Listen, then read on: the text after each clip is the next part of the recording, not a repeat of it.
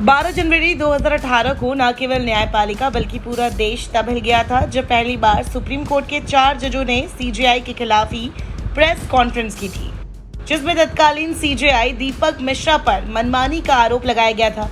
हाल ही में India today conclave south में उस वक्त के सुप्रीम कोर्ट के नंबर 2 के जस्टिस और अब रिटायर्ड जस्टिस जे चिलमेश्वर ने चुप्पी तोड़ी है, जिसमें उन्होंने बताया कि आखिर ऐसा क्या हुआ था कि सुप्रीम कोर्ट के जजों को सीजेआई के खिलाफ ही प्रेस कॉन्फ्रेंस करनी पड़ी थी। जे चिलमेश्वर ने वर्तमान सीजेआई चंद्रचूड़ का भी नाम लिया।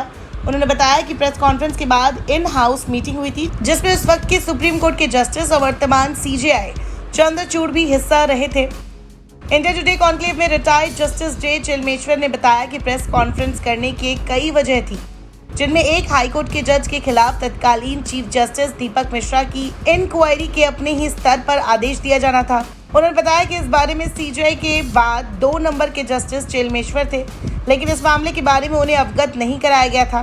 तत्कालीन सीजेआई दीपक मिश्रा के इस डिसीजन को वो मनमानी के रूप में देखते हैं, क्योंकि सीजेआई के बाद वही सीनियर जज थे।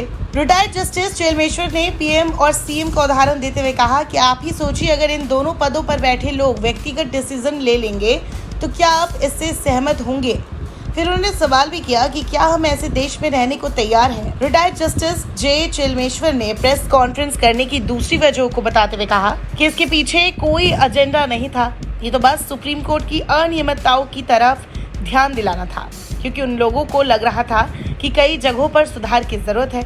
उन लोगों का एक और भी मकसद था कि वो देश के लोगों को ये बताना चाहते थे कि सुप्रीम कोर्ट में आखिर चल क्या रहा है। इंडिया टुडे कॉन्क्लेव में रिटायर्ड जस्टिस कुरियन जोसेफ ने इस बारे में अपनी बात रखी। उन्होंने मौजूदा सीजेआई डीवाई चंद्रचूड़ का भी जिक्र किया। उन्होंने बताया कि इस प्रेस कॉन्फ्रेंस के बाद एक इन हाउस मीटिंग हुई थी, जिसमें मौजूदा सीजेआई डीवाई चंद्रचूड़ भी शामिल थे।